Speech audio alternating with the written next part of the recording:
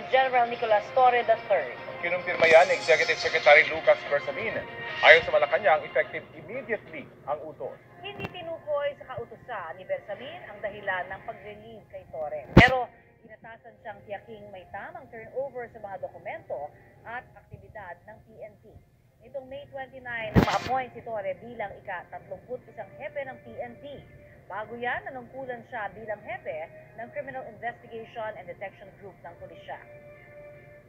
Si Torre ang nanguna sa pag-aresto kay Pastor Apollo Kibuloy sa Davao City noong September 2024, pati na kay dating Pangulong Rodrigo Duterte nitong Marso.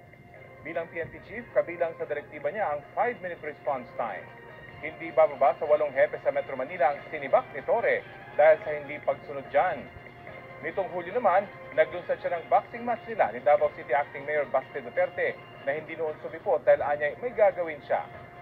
Sa pagpasok ng Agosto, nagkaroon ng balasahan sa PNP sa utos ni Torre.